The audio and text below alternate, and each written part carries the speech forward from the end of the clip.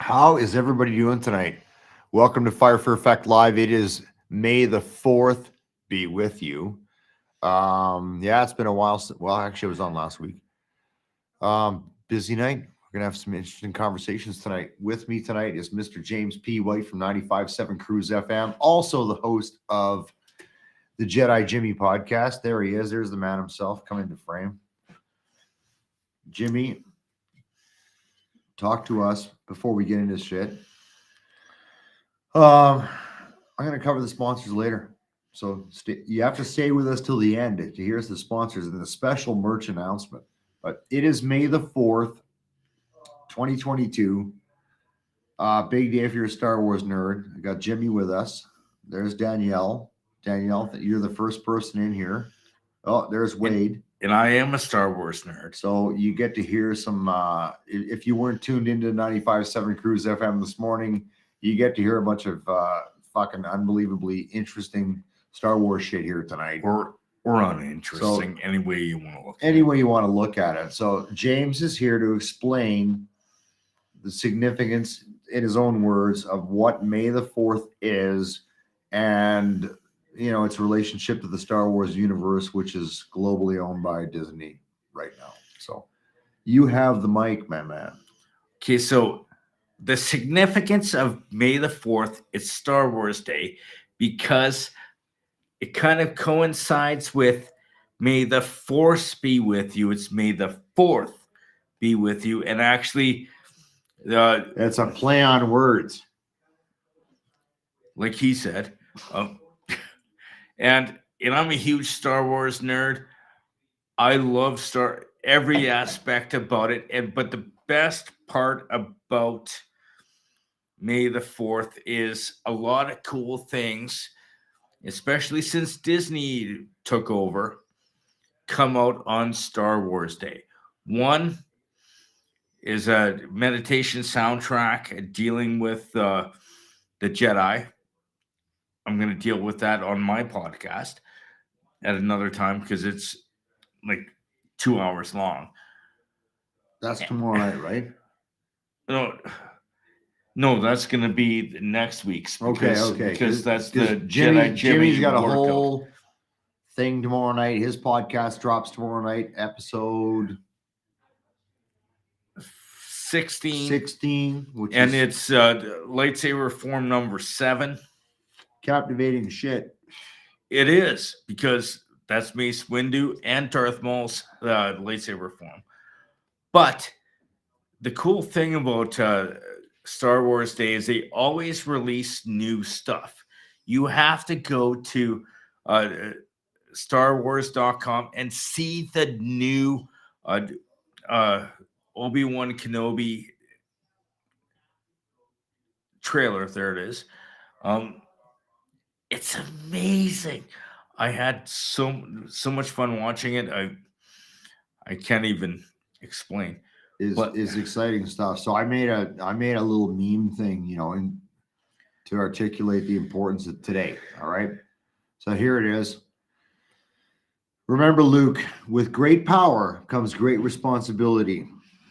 Obi-Wan Kenobi, the greatest Mexican Jedi ever. All right. This is legit. This is from the original. Well, not the picture is. Well, but yeah, no, it's pretty accurate, right? Right? Like, it's one. Fuckers get the blue lightsaber. This is from A New Hope, which back in my day was just called Star Wars until they figure out they're going to make fucking 18 more. And but it's one WAN, not. Well, that's the same thing. So is this. WAN is like Yiddish for Mexican, right? What's wrong with you? Why do you do this to me? I'm telling you right now, man. Well, there you saw it there first, okay? And that's what he said to Luke, wasn't it? No. With great power comes great responsibility. That's Spider-Man. I think you're wrong. Anyway, keep going. Tell them about your show tomorrow night. What are you doing tomorrow night? Tomorrow night, I'm actually going to be demonstrating Form 7 of lightsaber combat, which is the the form that Mace Windu used, which is called a ferocity form. Sounds badass to me. Oh, he could have killed Palpatine if it wasn't for Anakin. And I'll explain that tomorrow. Outstanding. Well, hang out for a bit. So there you have it. Happy May the 4th be with you. Live long and prosper, and all those other Jedi sayings. And thanks for tuning in. For everybody's watching tonight. I know it's a busy week for everybody. We have an interesting show tomorrow. To be honest with you, I just got back from the UK, so I was over there for I'll call it a veterans thing right now, and I'm still jet lagged and Drunk, hanging on. So we'll kind of park it there. I'm gonna bring in one of the two olive drab hooligans, Mr. Morgan Warren. There they are, and his lovely wife Trina. How you guys doing? Good. Hang on, let me move in. What's going on? So, who's sitting on what? I'm on the toilet. Okay, so for those of you that have never tuned in before, this is the studio. Okay, so Morgan's in the high ready there squatting. So Trina, you're on the toilet. Yeah, it's a great setup. It looks really good. And wow, I can't believe you guys fit into that space. Like I really can't. It's unbelievable. Thank you for joining us. Hang on, I'm behind the ball. There we go. So with us tonight, we have Trina Warren, and we're going to talk about. I'm running my own board, so you got to bear with me. The farmer veteran.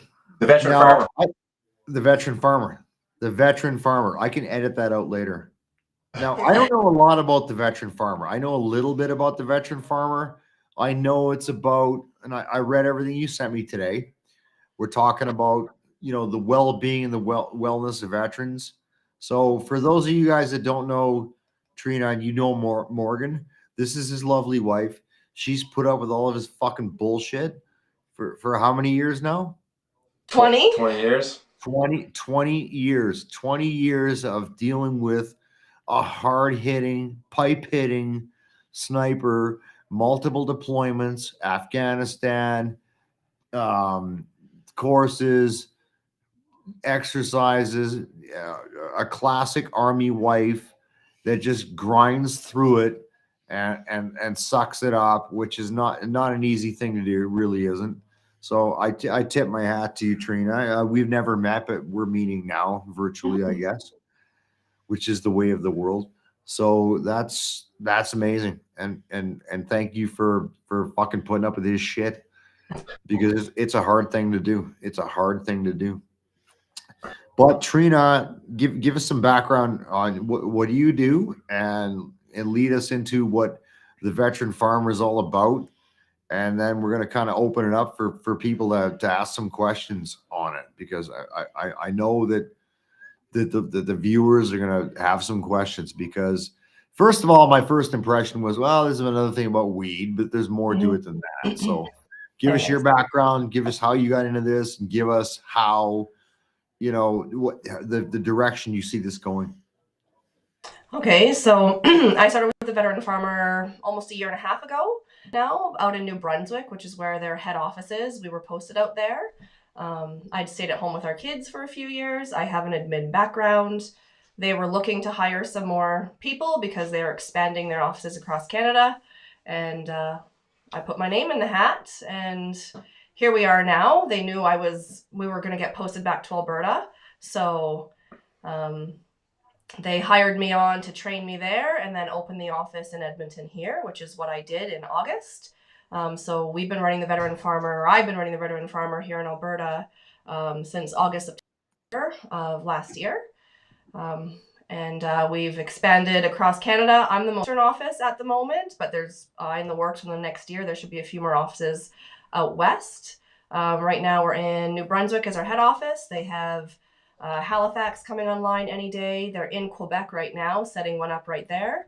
They have Belleville established, Newfoundland established, and we have PEI that has started as well and is established now. Wow.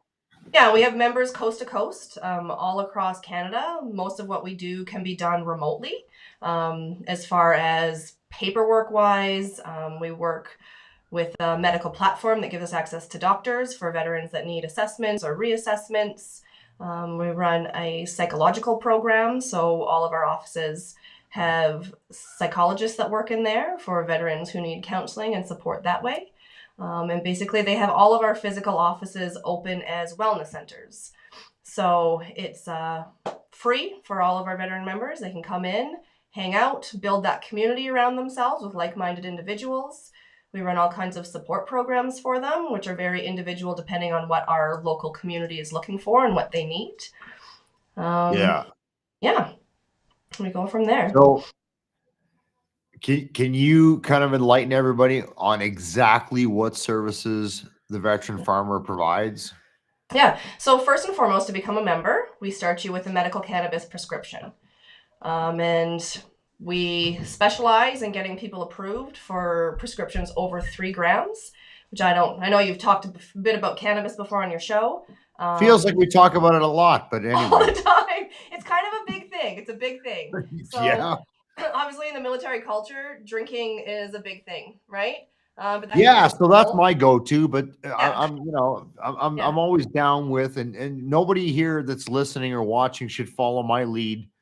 And actually, this is actually serious, yet not, but funny at the same time. So the traditional army guy approach to managing fucking problems is to take all your stress, put it into a big tight ball, put it here, and then just pour alcohol on it. And Yeah.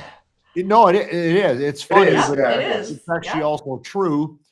And maybe that's not quite the best way to fucking manage shit, right? So I'm always, as much as I feel like we only talk about 2 things on this show, it's either fucking kinetic war fighting or weed. And now we're back onto weed, which is fine. I'm always looking for alternatives, because there's so many guys. My dogs are here. So many guys that are and girls that are going through a shitty fucking go post deployment, whatever that may be, whatever it might look like, having a tough time. My ex-wife Jen, she's a gem. She's downstairs. She's dealing with her own shit right now. Everybody handles it differently. So like, I'm always interested to see what the different outlets are or opportunities are to help, move forward veterans struggling with issues which is outside of, quote unquote, the system, right? So can you kind of elaborate on the services that you guys are offering? Yeah. So we do the medical cannabis prescriptions. And with that comes a whole bunch of education. So we teach you how to medicate properly. It's not about just getting stoned. It's about how to medicate throughout the day to manage your symptoms, whether that be pain or any kind of mental stress, anything like that. So you can still function in the civilian world, whether that be job or dealing with your family. Especially we do a lot with helping you learn how to sleep. And manage pain, all that kind of stuff. It's very individual as to what you're looking for. But we don't just write your prescription and then let you go. And it's not about how to change your bong water and get stoned on the weekend and check out. It's about how to medicate yourself properly so that you can function and hopefully be a little bit, get more enjoyment out of your life anyway. So that's the cannabis aspect of it. We also do have a big Vac Support Program. So if you're looking to get started with your Veterans Affairs claims, or you're having issues with Veterans Affairs claim-wise or not sure where to go, we can get all of that started. We have veteran volunteers that work in all of our offices, and they pretty much run our Vac Support Program. So people who have been through it themselves are there walking you through the system. Like I said, we have a medical platform that we work with. So if you're looking to get something assessed for the first time, or a reassessment on a condition that you're already awarded, and every 2 years you're entitled to a reassessment. So if you're looking to get that reassessed, we have doctors that we can give you access to for things like that. We also run the psychological program. So we have psychologists in all of our offices. I just got one here in Alberta, as we're the newest office. We're getting that up and running right now for regular counseling, whether that be in person, or video call, or just over the phone, however you're most comfortable. We set that up. And we have our psychologists work solely with our members. So they have access to them weekly if need be, bi-weekly, monthly, whatever works for the member. We find that's a big support. Then we also have the Teal Poppies faction, which is a not-for-profit.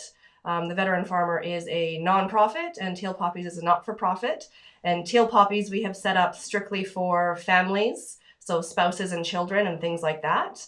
And through that program, we run education bursaries, sponsorships for teams, more social programs, things like that.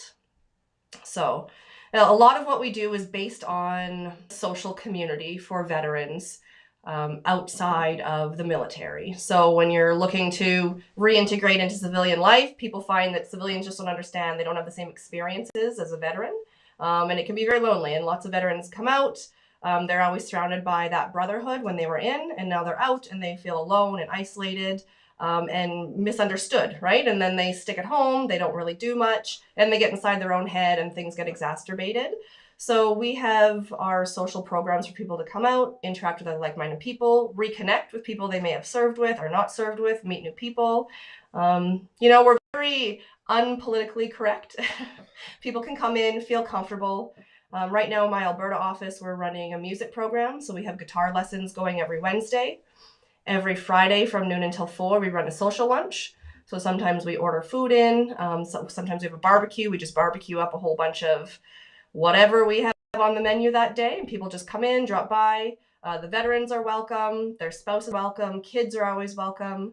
We're very dog friendly. We tend to have lots of dogs in and out of the office all the time. Just whatever you need as support. We're very flexible. So we can take things on an individual basis as long as somebody's willing to be open and honest as to what they need. And we work with them to try and just make their life better in a holistic approach.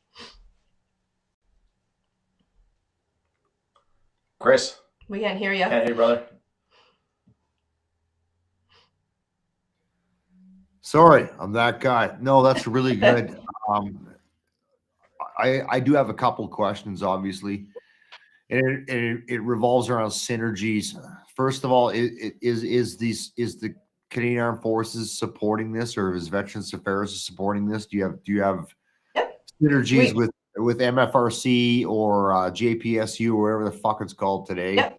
Transition unit. Yep. That is part of our program. We do work with the Transition Center. So as people are transitioning out of the military, if they need a place to come, learn some other skills, just place for their good mindset. We do get people posted to our office that do so many hours a week or whatever is required of them.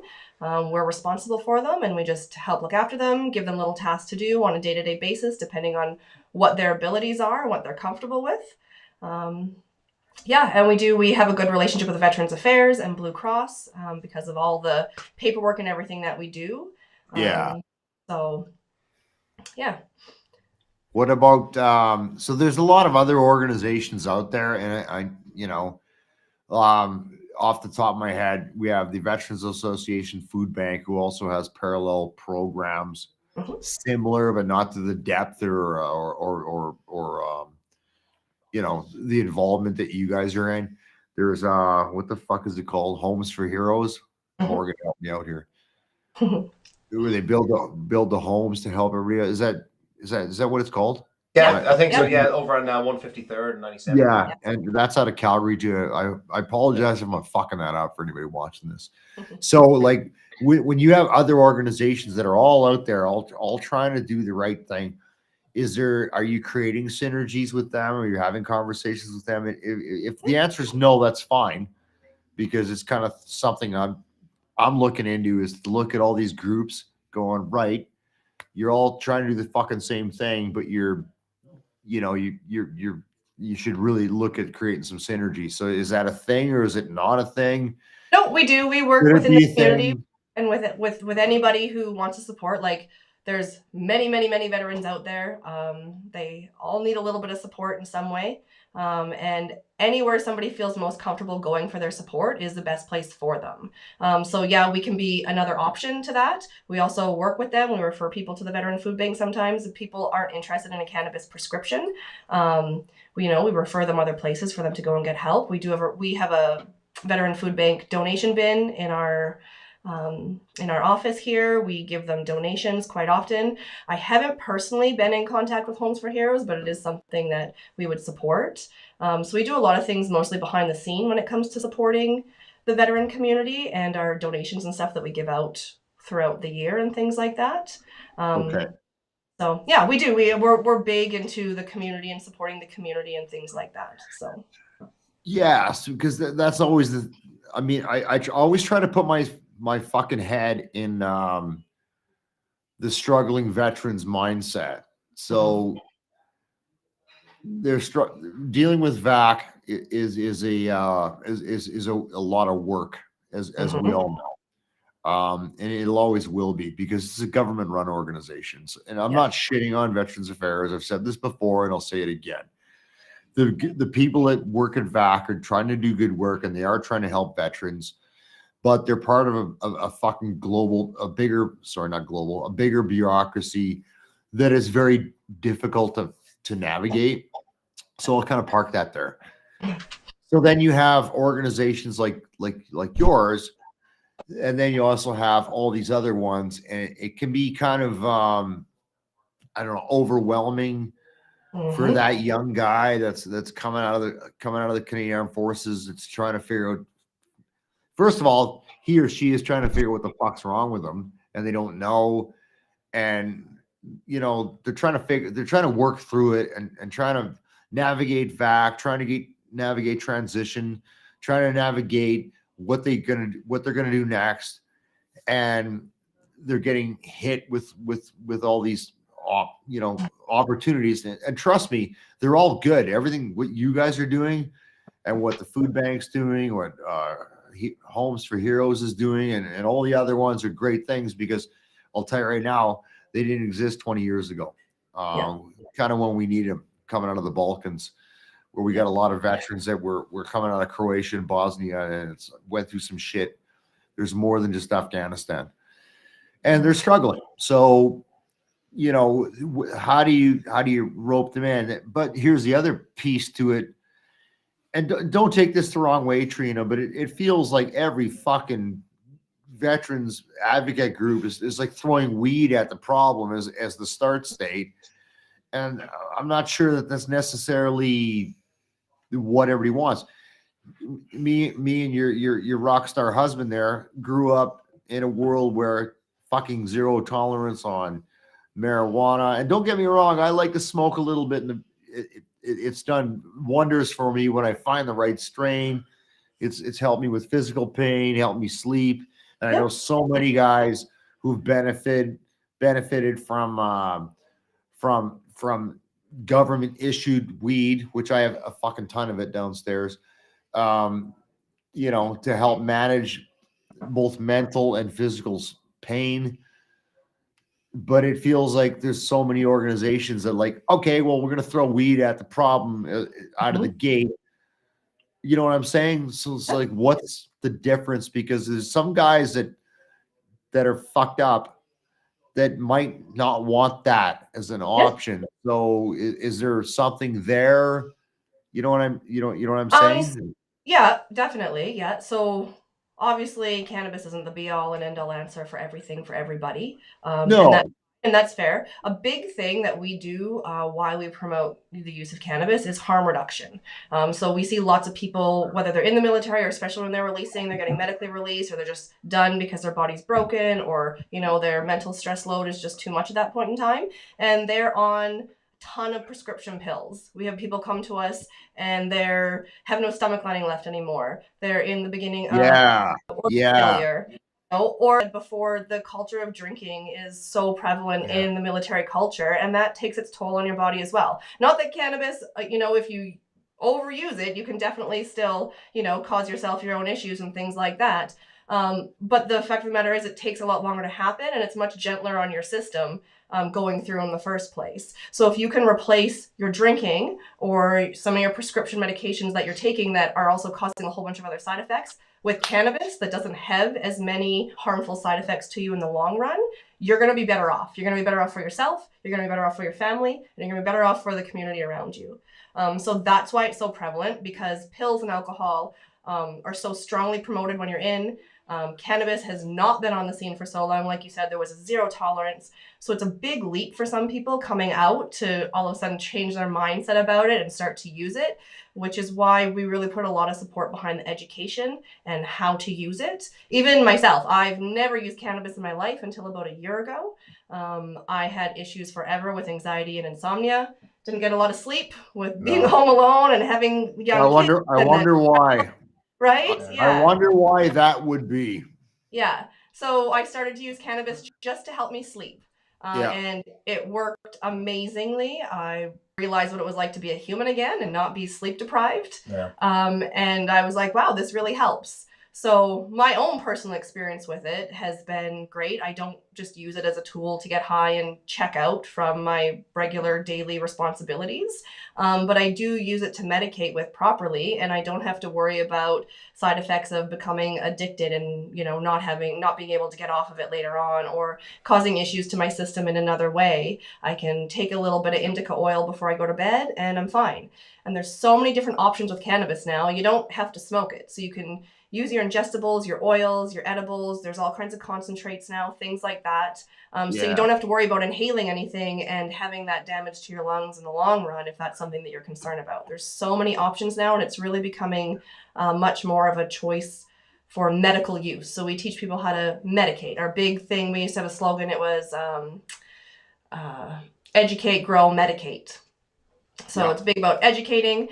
We can also get you grow licenses and teach you how to grow your own plants, which is part of the program we run with the Transition Center. So at our office in New Brunswick, they have a big warehouse where they grow their own plants there. And it's a big thing. I don't know, during COVID even, houseplants became a big, huge thing because it gave people a reason to get out of bed every day, go check on your babies, make sure they're watered, on the babies. their harvest, right? Yeah. So having your plants that you're growing can be really good mentally for somebody, just to give them a reason to get up, give them something to do to look after that they're responsible for every day. And you know what? I kind of I baited you with that question, and you answered it the right way, because like I said earlier, and you said earlier, that this, which I still advocate, to trust me, but it doesn't mean I'm right, and I'm usually fucking not right. Is the military tradition? It's just always been that way. It is. Yeah. If you look at the history of marijuana and cannabis, and how evil it's been painted since you know, the beginning of time, and you guys can Google that later. It's easy to paint that as a bad thing. Yeah. When really, I'll tell you what, I've smoked weed, got high, fucking enjoyed myself, and was very relaxed, and never woke up with a hangover, never felt all fucked up, never needed to drink 28 gallons of water and lie on my couch and vibrate for a day, which is my norm. There's more to this than people know about, and the stigma behind the use of cannabis. So I'm trying to find the middle ground here, to be honest with everybody. Is there's a balance between the over sensationalization of the benefits of cannabis and how fucking great weed is, and the understatement of how bad it is for you. Somewhere in the middle is the truth. And I'm really hoping that what you guys are doing and everybody else that's plugging this, because if, like, Bryce should be on this show tonight, but he's got a thing with this kid. That's why Bryce isn't here tonight for everybody watching. Is because, like, fucking, he's the weed commando from way back. And me and Morgan, I was like, okay, that's enough of that shit. But here we are now. And I do think it definitely is value added, because I've seen it firsthand. Yeah. I have close personal friends, guys that I serve with, guys that I know that were in the military that are very, very close to me, who've most certainly benefited from the proper use of cannabis. And you Yeah. alluded to that earlier, right? Yeah. Not just this get fucking blazed like a Cheech and Chong movie. Yeah. It's actually understanding how to use it to get the right strain and all that stuff that I still don't understand. That's why you're here. And make it a benefit to your recovery and you're back to normal. Yeah. Like so for people that are watching or going to hear this tomorrow when it goes out there. And I haven't said it before, I'll say it again. I don't care what trade you were, whether you were a guy like Morgan who was out there getting kinetic as a sniper, or a guy like me who dealt with post blast IED shit where people are blown up, or you were a clerk or a fucking truck driver or whatever that was stuck in CAF, Kandahar Airfield, the whole tour. A Ramphis, we call them, is a joke. Don't take it personally, which is rear echelon motherfucker, just so you know. We all experience different stresses and experience it in a different way, right? It's not for me to say, and Morgan, you can jump in here and help me out, that I always told my guys that you chose the trade you're in. So when you go back into CAF and you're shitting all these fucking guys that are stressed out and you think they shouldn't be, well, you're wrong. You're wrong. Yeah, Chris. One thing that I did, like I was the road to mental readiness facilitator in the Army. It was something you did pre-deployment and post-deployment. You'd have a clinician and an operator, or so a guy like myself. But we actually had to do like a week-long course where we sat with these clinicians, and anyway, so we'd run these like 2-day courses. And one thing that I started to realize was like, so Chris, like guys like you and I in the combat arms, like think about it, when we did like our trade training and like our battle school. Like we do things like close quarter combat, we do bayonet fighting, things like that, right? So I mean when we joined like the Army to do like very Army things, we mentally prepared ourselves to kind of go to war. We mentally prepared ourselves for people to die. Now, if you're the same person, if you're a person that walks through the door and you become like, say, once again, not to take anything away, because we need these people like a supply tech or a cook or a clerk. Like they don't do things like bayonet ranges. They don't, butt stroke people and ground point people and fight each other and put as many rounds down range as us. So, perfect example. We would go overseas. We'd be in Kandahar, and a bad day for us is like somebody got killed. You were in close proximity, and one of your brothers like essentially died in your arms. But that was one of those things we were mentally conditioned for that. And then we'd hear about the story of like some clerk in CAF who a mortar round landed in CAF a goddamn kilometer away, and they've got gnarly PTSD. And the reason is they joined the Army to put, like, although they dress like us, they joined to push buttons. They're not absolutely. They're not mentally conditioned for it. So it's yeah. So you know what I'm saying, right? No, that's it. And I'll tell you what, my dogs are going nuts. Bungee cord a wash basin to your head, because I'm going to tell you fuckers a war story. When I joined the Army in 1988, I joined the reserves, right? And then I ended up in CFB Shiloh with 3rd Regiment Royal Canadian Horse Artillery. I'll tell you what, all they wanted from you back then is to have no life stress. What does that mean? Well, here's what that means. It means you live in the shacks. You bought everything you own, you got on the Cannex plan. And the Cannex is the Canadian Exchange. It's like a fucking retail store for the military. And they have a plan, a no interest, loan-free fucking thing. You can buy your big ass stereo and your big ass TV, blah, blah, blah. So I'm in the shacks, and every guy that lived in the shacks back then, we're going back to the late 80s here. So I know a lot of you people are a little younger than that. You put it on the Cannex plan. If you wanted a phone in your room, you went down to base headquarters and they hooked you up with MTS or whoever and got you your phone. If you wanted X, you went to base headquarters to get you X. If you wanted Y, the end of the day, the point of this is everything came off your pay. You learned no financial responsibility, like zero. And a good friend of mine, Doug Cromrie, and he watches this from time to time, and I hope he's watching this or watches it later, and I'm going to give him a shout out later. He was my fucking troop commander in J Battery 3 RCHA. And he was the first guy to run like a PD session on financial management. So we go into this classroom, and there's Doug, and he's talking about RRSPs and all this shit. And you're like, what the fuck, man? We don't know what he's talking about. Because back then, and even when you got in, Morgan, they just wanted you to go get kinetic and fucking kill bad guys and not worry about life. Yeah, pretty much. But here's the flip side. As we advance through the late 90s and 2000s, well, they started running money. So they got rid of the shacks. They got rid of the PMQ patch. Everybody needs to now go on their own and fend for themselves. So a lot of people went through a lot of transition for that. But they still want you to go to war and fight the same war. And they still want you to come home and be the same person. But that's not exactly how the brain works. And I can tell you right now, and I still to this day hate saying that I was actually diagnosed with PTSD because I think I'm fucking good to go. But they don't think I am. And there's people in my life who could probably attest that they're right and I'm wrong. Because when you go do shit that we do, you change. And then when you come back, how do I want to handle it? Yeah. The way we handle it, and the way I was trained to handle it in the fucking 80s when I got in, which is a whole bunch of this and ball it up and don't talk about it and pour liquor on it.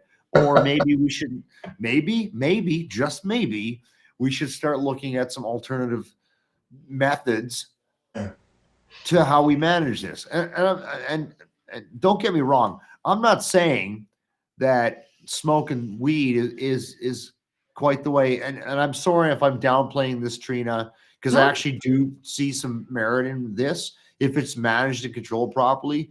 But you need to understand, old assholes like me think like, oh yeah, we're just going to smoke a bunch of dope and get high as fuck, and that's going to solve our problems. That's just an alternative to pouring a whole bunch of this on the problem. But I've seen the successes of guys who would never touch weed. They would never touch CBD oil, nothing. They're sleeping better. Their lives are improved. And these are not weed guys. They're not fucking Cheech and Chong dope smoking hippies. These are like guys that would have been sworn off of weed their whole careers, but suddenly realize this illusion that weed is so horrible. And I can promise you, the first time I smoked weed, well, that's when I was like 12 or something. The next time I smoked weed was after I got out of the military, and I felt all the pain go away in my shoulders. I felt good. I was all fucked up, and I went, how in the fuck is this illegal? This makes no sense. Suddenly it wasn't.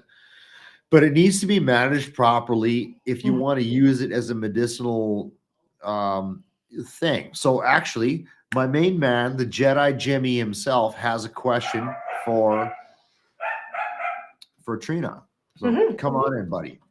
Okay, so do you have like working with your organization, like medical professionals that will help educate people on like the uses of it and what not to do, and especially dealing with the pain reduction, dealing with the use of marijuana?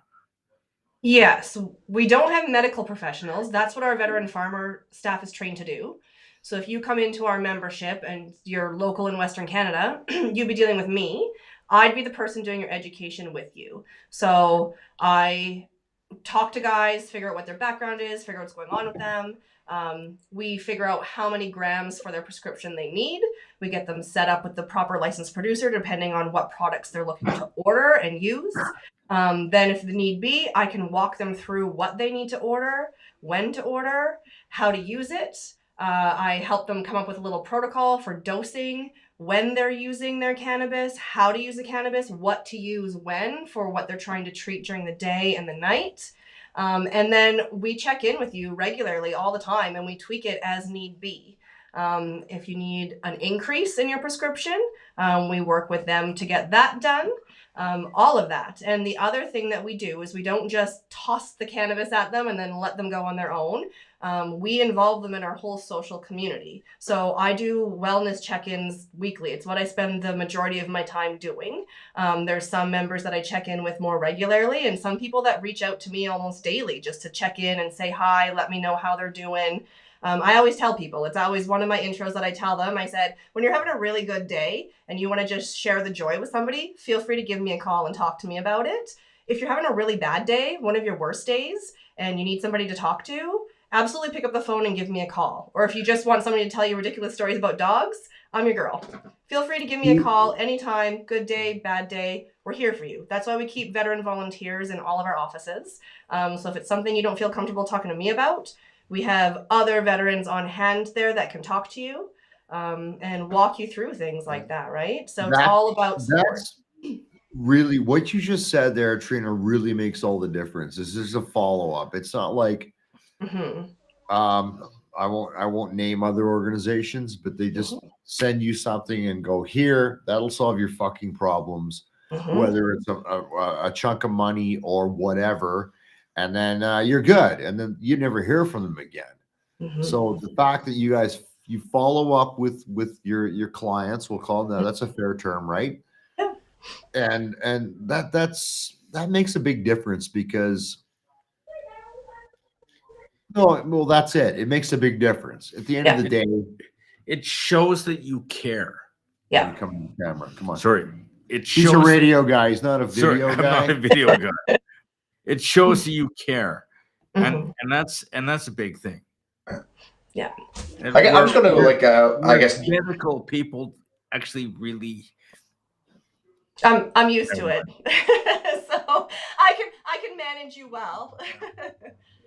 I was just going to kind of backpedal a little bit and just talk about kind of the history of the veteran farmer, because we were talking about earlier about please do. Being deployed, coming back, guys going off the rails. The veteran farmer actually kind of started in a very grassroots way. So I'll say the face of the organization is Mr. Lloyd Farmer.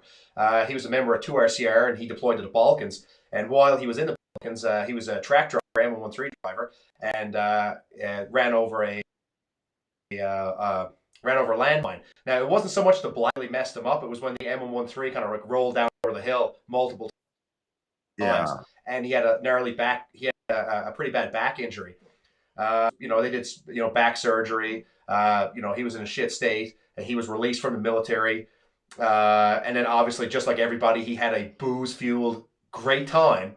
And he essentially he figured out how to use cannabis to get himself off of depending on alcohol and then prescription drugs and things like that. And from there, him and there were some other individuals as well managed to get Veterans Affairs to allow veterans to use cannabis from a medical point of view, and that was back in I think 2002 or 3 or 4 or something like that. And since then, he's been involved in the community, kind of promoting cannabis and cannabis use for veterans to manage pain, both physical and mental. And the business has kind of grown from there. So it was started by a guy who did all the wrong things and everything that we've already talked about, about taking your feelings, pushing them deep down, pouring liquor on them, and just trying to grind it out. And when he'll be out in Edmonton sometime, Chris, and you'll get a chance to meet him. He's got some interesting stories. He's had some wild times, and he's a very genuine guy. And he really is here to help people. Yeah, man, I really want to meet him for those reasons, because you know me, Morgan, you know me for a long fucking time. Yeah.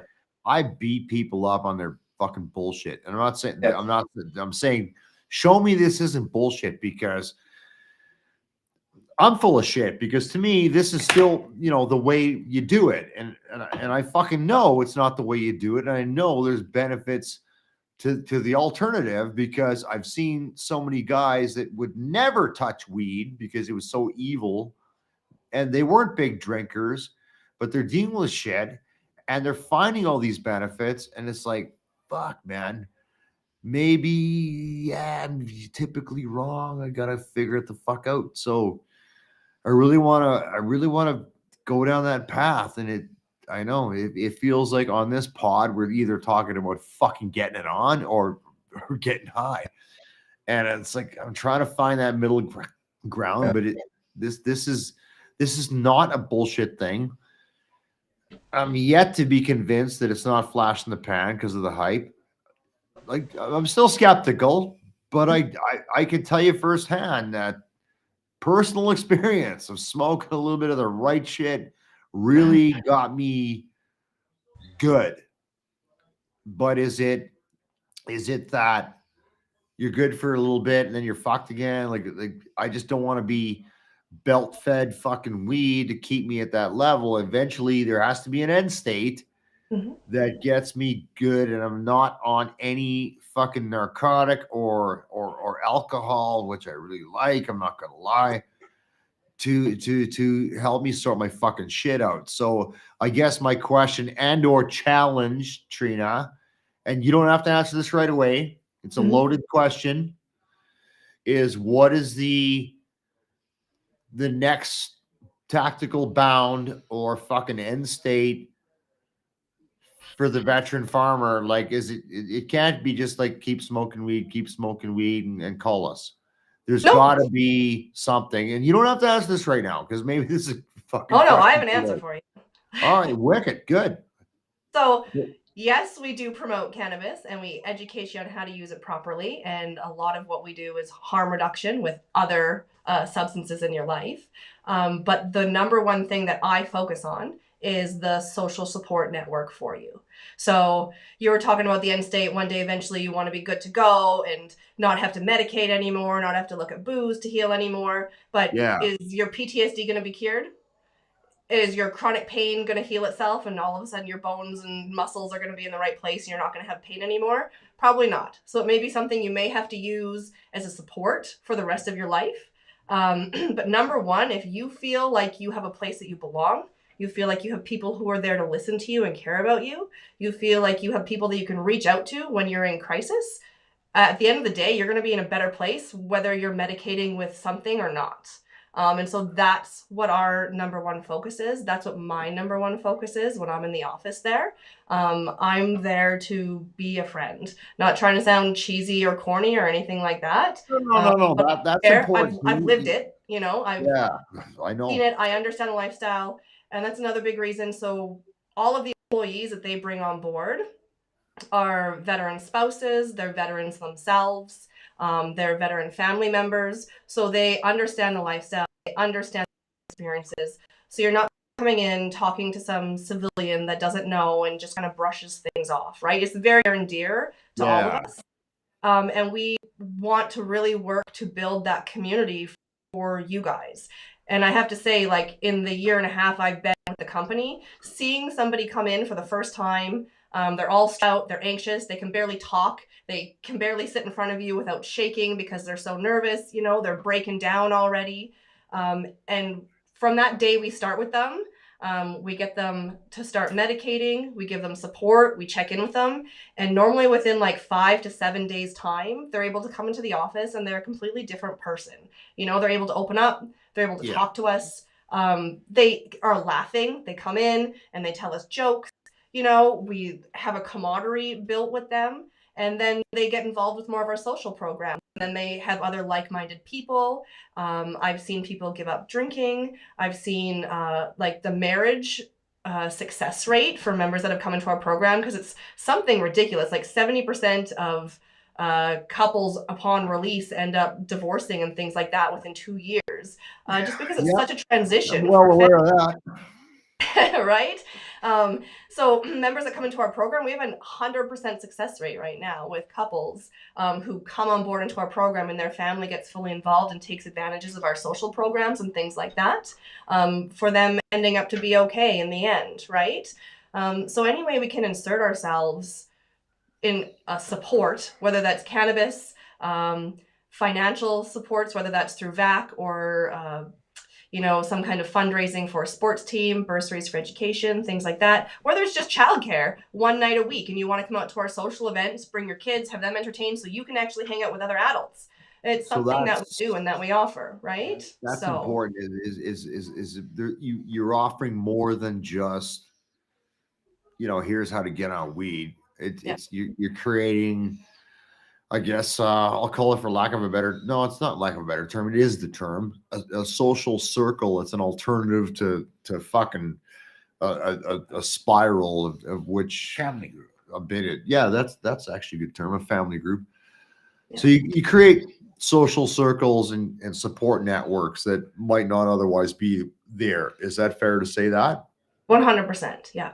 That's our main focus. Like I said, all of the paperwork with all of the prescriptions, all of the doctor assessments, all of the vac stuff, all of that could be done remotely. We would have no need to have the expense to pay rent and have physical office locations. That's not even necessary. Yeah. We put the time and the money into having those and creating those spaces for the veteran community, for the social network. It is strictly a social center. So you're welcome to come in. We have we have foosball table, we have dartboards, we have a fridge that's always stocked with pop and snacks, all kinds of stuff. I have just two main shelves in the area that's just filled with sweaters and t-shirts and keychains and pamphlets and business cards of other businesses that support the veteran community. It's all for free. There's never a cost for any of our services to any veteran member. We do help civilians as well if they're looking for prescriptions, and we do charge them an annual fee just to help process the paperwork and all that kind of stuff, because our main focus is the veterans and supporting that community itself. So I'm blown away. Not because of just what you guys are doing, because of other organizations too, but to have this conversation.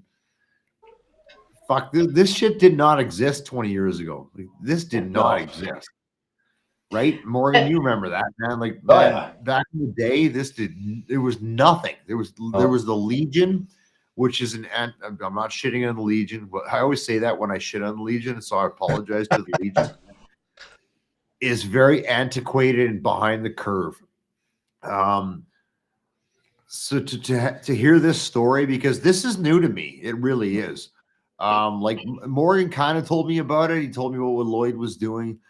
And then for you to come on and just be that articulate and just fucking bang it out about what you offer is such a huge thing for me to know that a lot of guys I know and a lot of guys that are out there that may or may not see this know that there's fuck, man, you're okay. There's options. Just you got to reach out. We'll come find you if you fucking can't. If you can't get up, I'll put my arm out and I'll pick you up. Yep. We do buddy checks. Yeah. So even I tell people, so like our physical office obviously is in Edmonton, and I deal with all of Western Canada. And I tell people all the time when they come into the program and they're, down and out, lots of times people come to us when they're in crisis. That's finally they've reached their limit and they're like, I need to reach out and ask for help. So one of the first things I always do, find out where they're located and let them know, like, I have other members in the area where you are. So I know physically I'm not there. You can't come into our office for support and, camaraderie, but let me know if that's something you're interested in, because I have other members in your area and I can put you in touch with people. I can have somebody reach out to you. So you have that person, you have that face-to-face. So many people just sit at home and spiral, especially when they're dealing with PTSD and anxiety and depression, especially the last few years with COVID and the political climate of the entire world, with the Ukraine crisis, everything that's going on there right now. It's really hit a lot of people really hard. And I have the majority of members, like new people, give me a call and they're like, leave my house. I can't turn on the TV because if I hear the news, it triggers me. I can't look at the front page of a newspaper because it triggers me. So they really have isolated themselves, and their issues mentally, they're just not doing well. And it's the saddest thing for me when I have somebody call me and they're like 75 years old and their marriage has ended, their kids don't talk to them anymore, they have no friends, they live alone, a sad life, and they're just sad, broken people. And now they're finally reaching out for help. And it's amazing to be able to bring them in and offer them our services and help them. But if they had reached out to me, when they were 30, 40, even 50 years old, and we've been able to give them some of these support, they would be in such a better place now, right? In the end of their life, being able to enjoy it and have that community around them. So it's really important to me when somebody comes in to be able to offer them that and just bring them to a different place, and being able to see people transform and come out of their shells and just feel more stable and more confident in themselves and be able to manage everything better to go out and function in life and build functional relationships with people. It's incredibly rewarding. So it's really something lovely to get up and go and do every day to help these people and just be there for them. So that I have no words, and any words I would have would not do justice to what you just said. But I'm going to wrap this up with two questions. One's kind of hard, one's easy. So we'll cover the hard one first. For you personally, why are you doing this? And I know that's a fucking loaded question because I know your husband and the shit he's been through, but why are you doing this? Well, it just started because I needed a job. I'd stayed home with my kids, and I was like, yeah, sure, toss my rig in the hat. I can do admin work.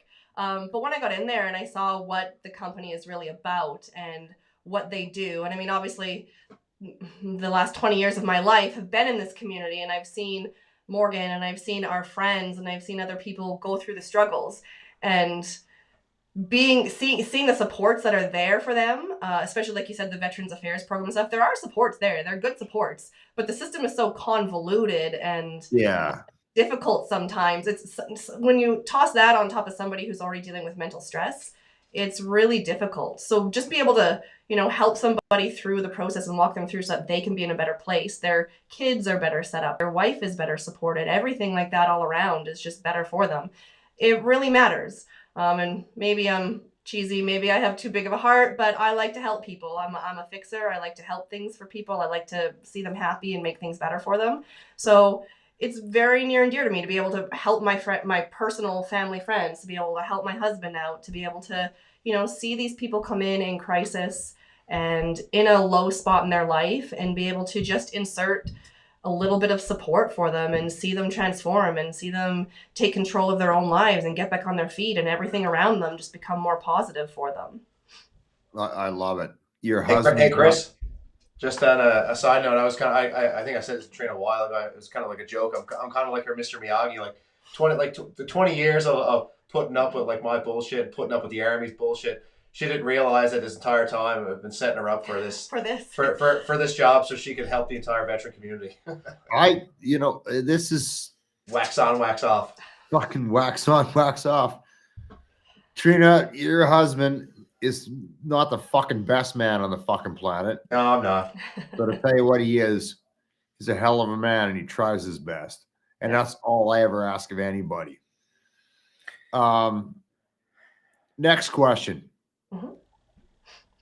And it's down in the link below, as you guys always see in those fucking bullshit. We're on YouTube. I posted a bunch of shit down below. I think it's down below. I don't know. I'm not on YouTube right now. But it's got the whole synopsis and tell everybody where you guys are, how they can get a hold of you, and then we're going to fucking wrap this shit up till the next time we do this. Yep, for sure. So you can go to our website at theveteranfarmer.ca. We have a contact request link in there. You can click, send all your information in that way. I'll reach out to you the next day or that day, depending on what time of day you put it in there. You can also email me at Trina, Trina, at theveteranfarmer.ca.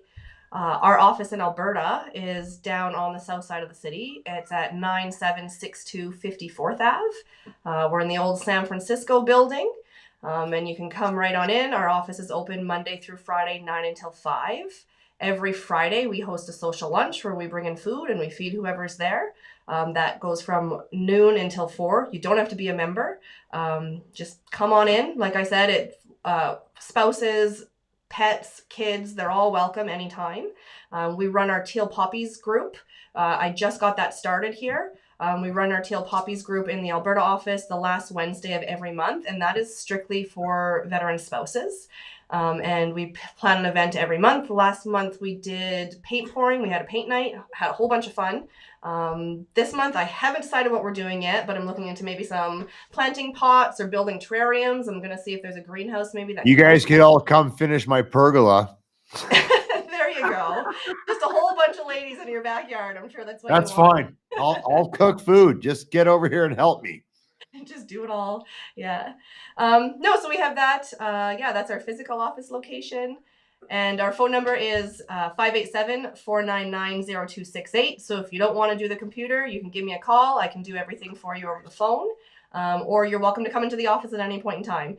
We also help still serving members. So if there's somebody who has issues with VAC, or lots of things, we do like lots of pep talk people if they're considering if now's the right time for them to release or move on, or maybe they need a little break and go to the transition center for a little bit, then come in and us and we can walk them through the process, you know, give them some tips, answer some of the questions about life on the other side of the military.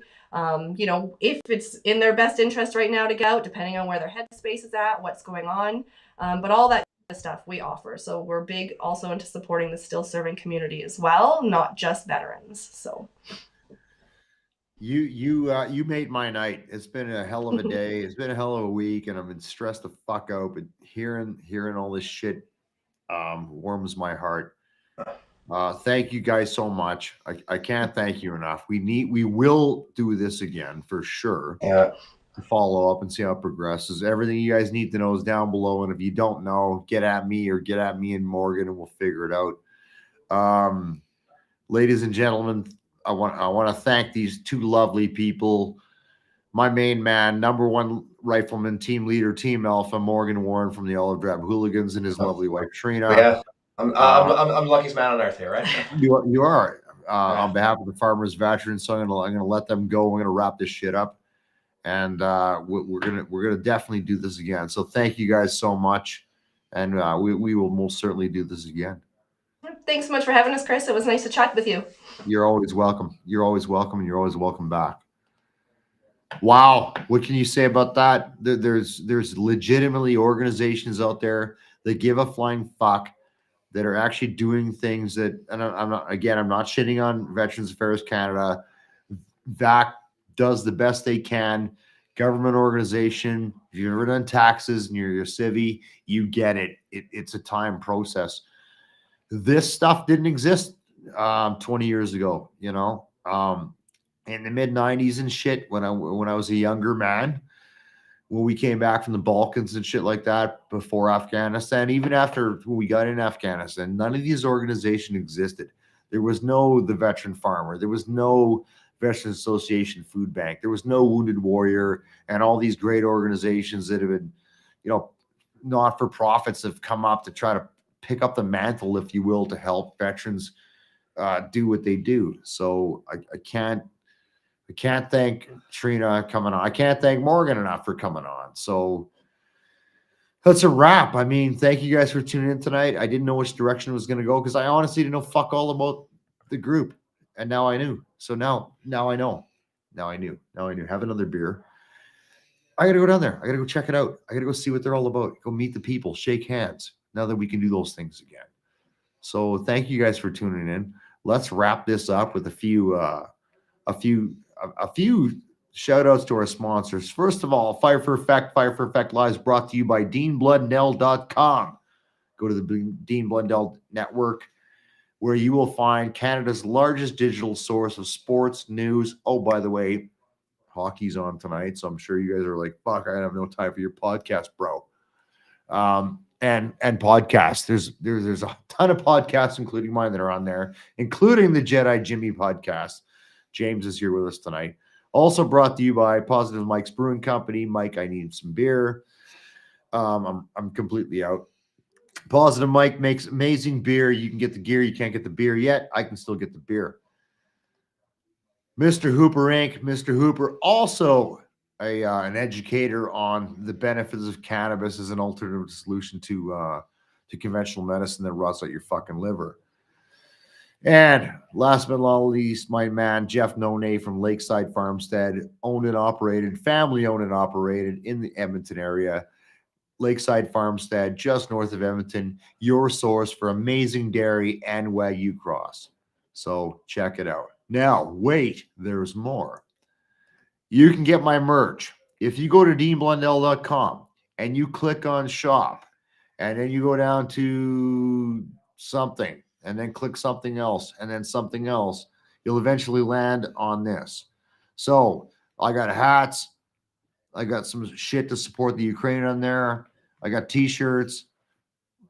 I got ladies t-shirts. There's Jimmy. He's rocking it. Hoodies and mugs. Now, right now, don't order the mugs. The shipping on the mugs is fucking bullshit. I'm working it out. But please buy some merch, and I'll tell you why. 100% of the profits that would normally come to me after all the fucking overhead go to the Veterans Association Food Bank. Or right now, that's what I decided on. But at the end of the day, I can promise you guys, none of the proceeds will go into my pocket. I can promise you all of the proceeds will go to some veterans organizations, whether it's the Veteran Farmer, whether it's the Veterans Association Food Bank, whatever. I don't put any of that shit in my pocket. That fucking money will go to veterans groups. So please buy a shirt, buy a hoodie, buy a mug. Yeah, you got to pay some shitty, shipping on it right now, but they're cool mugs. Please do that if you can. If you can spare a couple bucks, appreciate it. None of that money goes into my fucking pocket. So I think we're wrapped. Jimmy, you want to wrap this shit up with some Jedi wisdom here? No. Okay, he's not going to pull out a knife or a lightsaber. Do or do not. There is no try. I'm not pulling out a knife again. There you go. You guys all saw the premiere. Thank you for tuning in. We'll see you guys next week, and we're out.